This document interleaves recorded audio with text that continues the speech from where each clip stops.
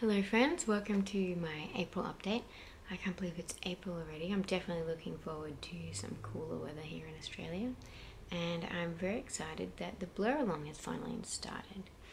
I've been looking forward to starting my Blurre Shawl for a few months now, and as you know, I've been talking about the Blurre along for a couple of months as well. But I've actually made quite a lot of progress in my Blurre Shawl, even though the Blurre along only started on Friday. Today is Monday, the 2nd of April. And yeah, I am loving the Blurre Shawl. The pattern is by Deanne of Addy Day Designs, and I'm going to talk a bit more about that a bit later on. But also this month, in April, I am going to a workshop up in Sydney at a shop called Skein Sisters. And that is also run by Deanne of Addy Day Designs, and so she's running 2 workshops on the 14th and 15th of April. The one I'm going to is the shawl shaping workshop, and one of those that we'll be looking at, I believe, is the Blurre, and that's on the 14th. And then she's also running a workshop for her blurred line sweater on the 15th. So the idea of that is that it's a faded sweater, kind of like the Blurre, but in a sweater form. And so that's very exciting. I'll be going up to Sydney on the 14th, and if you are interested and you're in Australia, I suppose you could book in for Deanne's workshop. I'm sure it will be great. I am really enjoying her Blurre Shawl pattern, and she has a number of other shawls that I believe we'll be looking at, and they all look really lovely. So I'm looking forward to that, and I also have a little bit of a shopping list for when I go to Skein Sisters. A few different things to buy. I've heard good things about the Chowgu needles for knitting, so I'll probably be getting a few of those. I'm not sure if I'll be getting some interchangeable circular needles or just some regular fixed circular needles. I might try some of their DPNs for sock knitting. I really want to get into sock knitting because I have a lot of lovely hand-dyed skeins. Well, not a lot. I have a few lovely hand-dyed skeins. Most of them went into my Blurre Shawl, actually.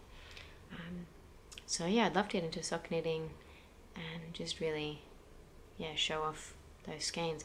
I'd also like to get into shawl knitting, and then you could really show them off rather than having them tucked away in your shoes.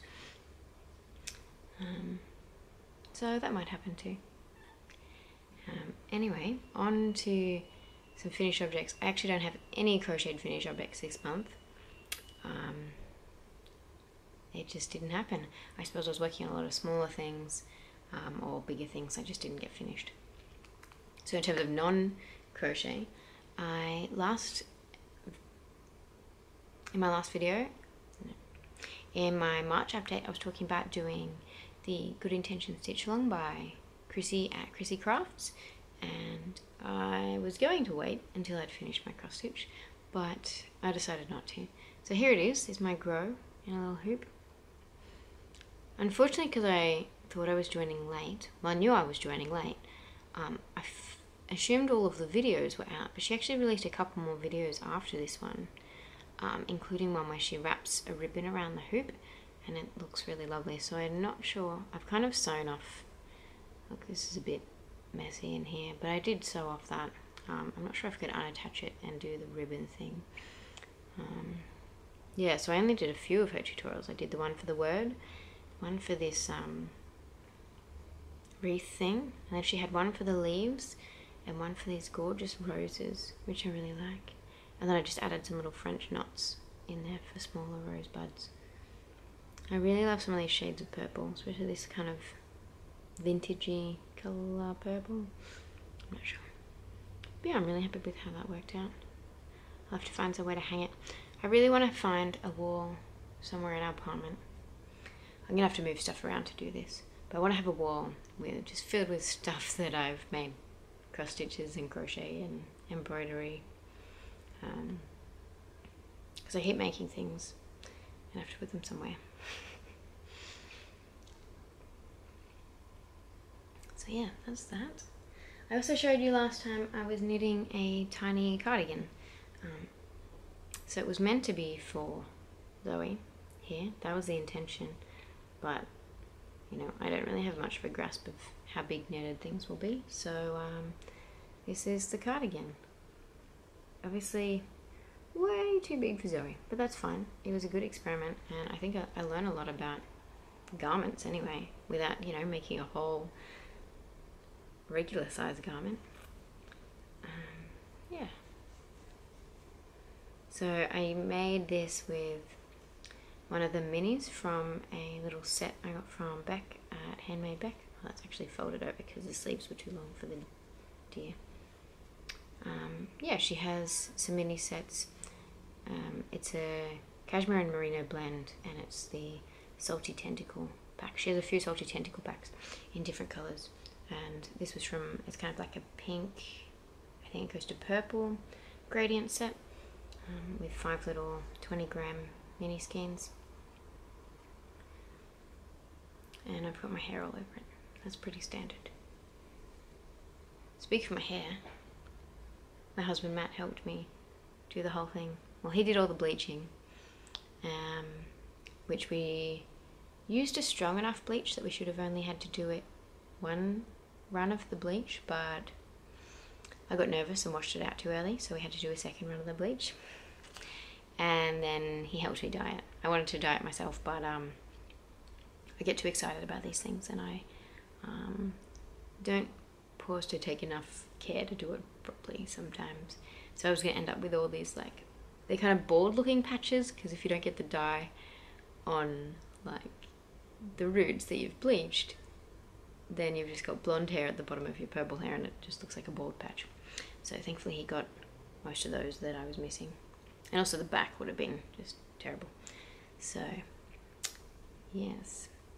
He watched a lot of YouTube videos about bleaching and dyeing hair before he was game to do that. And I messaged one of my good friends who sent me a lot of different tips. So, it's very good.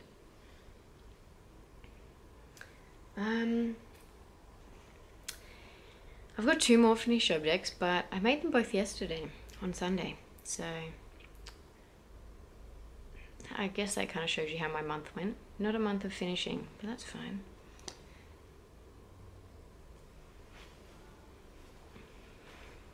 So I showed you before, I think, I sewed this bag back in, probably in February, yeah, and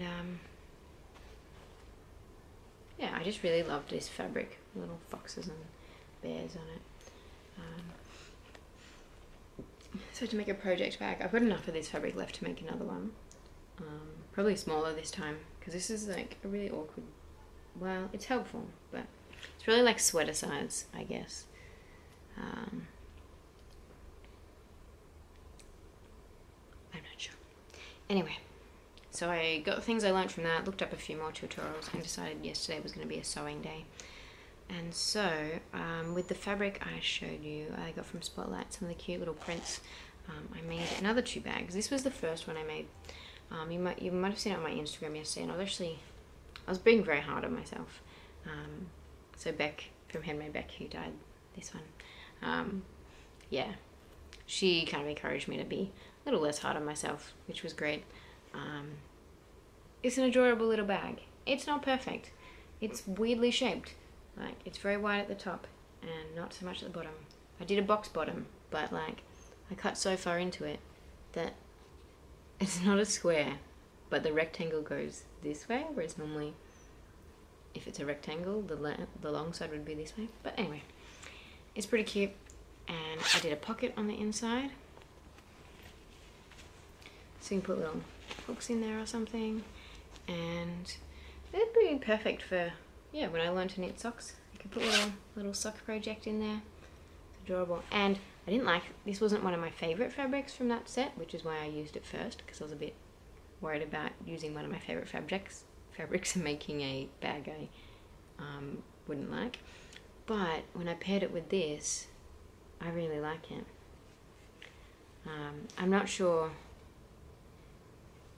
if I'll keep it, because I wasn't intending to keep it for myself. I mean, I was hoping it would turn out a little bit better than this. But I still have plans to make some more for myself, like from the mustard zebra fabric. I'd like to make a bag out of that for myself. And obviously I don't need 50 billion bags. So I don't know if this is nice enough to give as a gift to someone, or using as a prize for the blurred along. The lining is a bit too small for the outside, but yeah, like I said, it's adorable and it's functional, so I've decided I'm going to enjoy it and appreciate it. I just don't know if I'll keep it, or yeah, if it's nice enough to gift to a friend. I suppose, you know, they'll probably be less hard on it than I am, hopefully. Anyway, we'll see. And then my husband Matt helped me kind of figure out a new plan to make a new bag with better dimensions, but I couldn't be bothered to do a tag, like a handle thing, or a pocket, or a contrast base. I don't think this one needed a contrast base actually. So I used the elephant fabric and just made this little pouch. And I really like it. I'm still, yeah, so with this one, I'm still working on getting the zippers neat. So I did this little fabric end that was recommended, but I didn't love it that much. It was okay. I looked up a few more tutorials, and this is how the zipper on this one ended up, which was, yeah, once again, you know what? It works. And I'm being very hard on myself when I say it's not perfect. As you can see, I've hung my little baby Groot on there. Yes, this one, there's no handle, there's no pocket, but that's fine. Like, once again, perfect for sock knitting or even sock crocheting. I don't think it needs a handle because it's small enough you can easily put in a bag or a tote bag or a handbag or something like that. So I'm definitely keeping this one for myself, for the record. But I think I have enough fabric. Maybe not that I could do the base in the elephant as well, but I could definitely do like the top in an elephant and the base with a contrast colour. So that's all of my finished objects, 2 of which I finished yesterday, because I pretty much just got up in the morning, spent all morning sewing the first one, and then spent all afternoon sewing the second one before we went to church. So, to works in progress. You can see here I have my woodland blanket. I'm not going to get it all out because there's just more rows on it. Still lots of ends to weave in. I know I'd said I wanted to finish it before the blur along started, and that would have been ideal, but I have been making much more progress on my Blurre Shawl than I thought I would, so I'll probably finish that in the next couple of days actually. So I should be able to, I may not do part 6 of the rows on this, just because of time constraints and for my own sanity. I need to get on to weaving in ends, and then maybe I'll think about adding a few more rows, maybe not all of part 6. So 6 parts each with about 18 stripes, I think. And so I may just add a few more rows of different blues just to give it a bit more blue colour in there. I'll insert a photo of the whole blanket that I put on Instagram actually. So that's up to part 5 that I've done so far. And you can see all the ends that I need to weave in properly. So that will be definitely number 1 thing I have to do once I finish my Blurre Shawl. And then, yeah, it'll be ready to gift. So you won't be seeing that in my May update because I won't have it anymore. So my Blurre Shawl. I've shown you lots of the yarn. This is the first colour I used, which again is by Handmade Beck in, so her yarn dyeing is saltwater yarns, as I've said a million times. And this is a gorgeous, and this is from her blue-green salty tentacle pack. So I used 2 skeins from that, and they blended so nicely. So this is the first one, and then the second one comes in about here, and you can barely see that change even. And then it just works so well. I love how much it worked. This is my 3rd skein that I use, and this one is from Hannah at Circus Tonic Handmade. She lives in Sydney, and so that's my 3rd skein. And those first 3 just work so well together, especially the way that the first 2 just have some obviously very similar colours. They were designed to be in a gradient, so they've worked really well. I love it. And then the 3rd colour matches with some of the tones in the second one, so that's really lovely. And so on Friday morning, I went to church and then I came home. Pretty much just worked on this all afternoon. And by all afternoon, I mean, you know, we got home about midday and I started crocheting.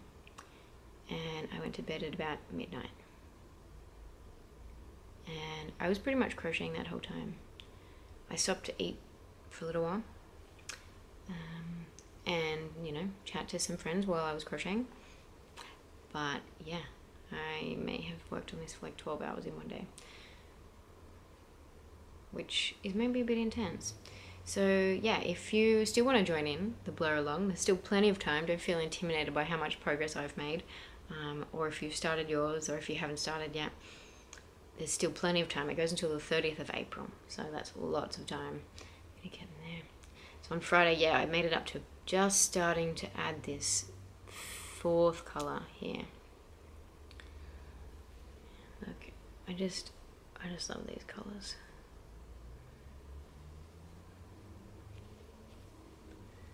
Yeah, so just starting to add the 4th color there on Friday, and then Saturday and Sunday I've made a bit of progress with my 5th color, which I did a bit. I talked before about doing alternating rows because it was 2 little skeins from Bennet Mahogany Turtle Fiber, and she dyed these as a gradient from like this kind of dark green color, which is lovely, to the purple.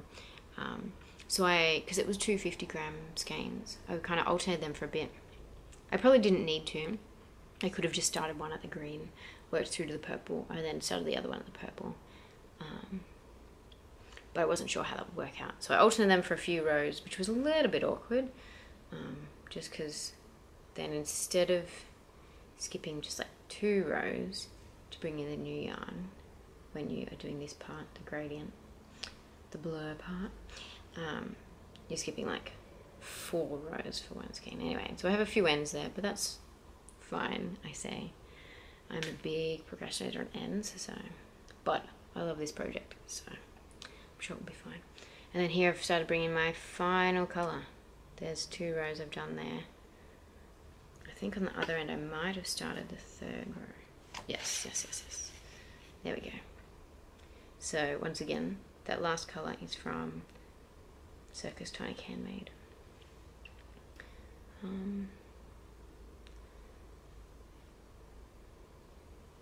I think the purple is called King Quail, and the blue is called Leaden Flycatcher, and this one was called Purple Garden Sock Set, but I don't think Mel has any more of those left, but she has many other gorgeous yarns if you want to check her out. And same with Circus Tonic Handmade and Saltwater Yarns. These are all Australian hand-dyed merino blends. So I'm calling this my Aussie Blur. Oh, look at that. I love it. So I see there'll be another chunk of purple here. I'll put it on for you.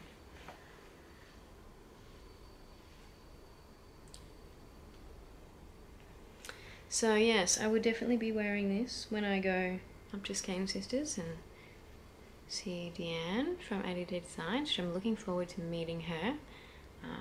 We have had like online group chats and got to chat before, but you know, in person will be nice. And also, you may know Claire, who on YouTube is Bob Wilson 123, and she's also Australian, and she'll also be coming to the workshop, which is very exciting to get to meet a few other crocheters, especially when I've just been watching everyone else who's coming back from Edinburgh Yarn Festival, and they've all had their good fun meeting each other and hanging out over in the UK. I think even so Clarissa Beth and her mum Caroline went over from Puerto Rico and Florida. They flew over to Edinburgh, and which is crazy. It's so cool that they can do that and meet everyone over at Edinburgh Yarn Festival. It looks like everyone had such a great time. So obviously this won't be anything like Edinburgh Yarn Festival, but I'm definitely looking forward to the workshop and to meeting Deanne and Claire, which would be good. I wasn't sure if I was going to mention this one. It's my last, well, work in progress that I've been working on. I've shown you before. There's Elizabeth Bennet on That's her arms and legs. I'm trying to do her skirt. I'm having some problems because you have to kind of, you attach, crochet from her body and you work around.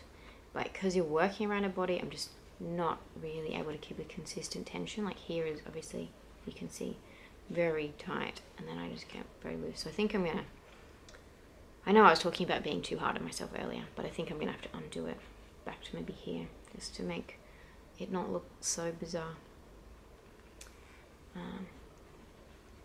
Anyway, that's just a little project that I've been able to take with me places, because I haven't been able to take the woodland blanket with me. Now it's just way too big. Like, it's probably been too big for a lot longer than I haven't been taking places. It's just so awkward when you're like sitting in a group of people, you're like, and turn over this huge blanket. Which is why I need to start knitting socks. Much more portable. Today I am drinking French Earl Grey in my Hooked on a Feeling travel mug. I'm nearly out of French Earl Grey, so I'll have to get more of that soon.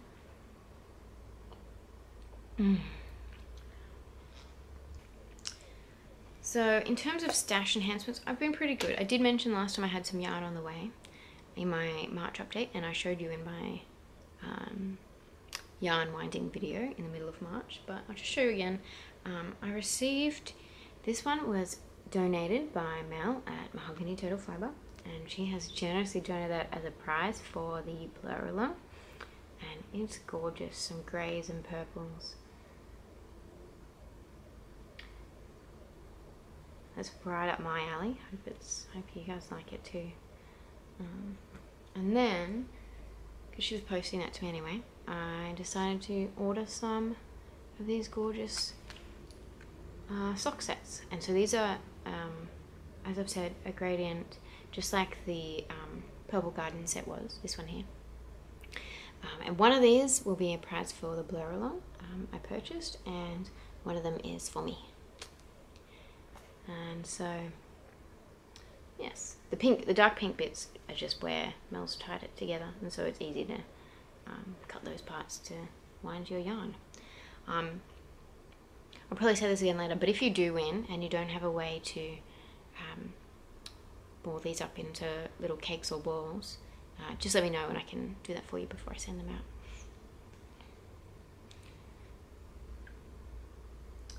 And this is a bit of a weird one, but it's related. So recently Faye, the Crochet Circle podcast, has been hosting a global hookup monthly, and it's a kind of a big group chat, it's not on Skype, but it's kind of like Skype. So it's on Zoom, and it's a big group chat, kind of like a conference call, and just with crocheters from all around the world. And I've kind of had a few other opportunities to do similar things as well. So yeah, I could do it on my phone, but you know, I like to be able to do other things on my phone while I'm doing that sort of thing. My tablet hasn't really worked well. One time I attached Matt's laptop with a webcam to his desktop computer so I could see everyone on the big screen of his desktop, and then another time I just used his little laptop. But he'll often have his laptop out with him, and that's, so I bought a webcam to use on the desktop computer. It's like 1080p, so that's fancy. Might be able to do other exciting things with that later down the track. I don't know, maybe some live streams or something like that. I could do, yeah. The thing with live streams is I wouldn't know what to talk about really. Like, I can sit here and talk to myself for apparently half an hour. But live streams are a bit more high pressure. You can't go back and edit anything out. So it's a little bit different. Yeah, anyway, that's all I've got for you today. It's been a month of looking forward to the Blurre along, trying to get this beast finished, and doing small projects.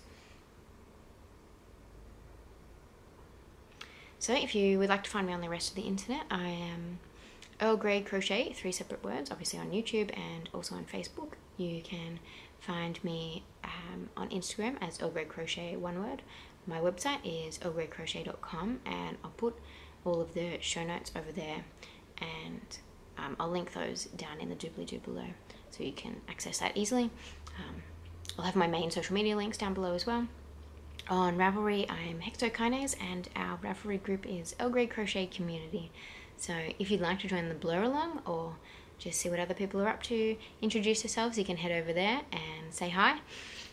And if you want to make sure you receive videos that I upload, hit subscribe and then hit the little bell icon. I've been having to do that a fair bit recently. I find sometimes I notice I haven't seen a video from a certain friend or person for a little while, and I go and check their channel and they have been uploading. I just haven't been getting notifications, and I haven't been checking my little subscriptions page well enough, and so they get missed. So if you hit that bell icon, you'll get a notification on your phone, or possibly on email if you don't use your phone for YouTube. I'm not sure. And then you will know when I upload a video.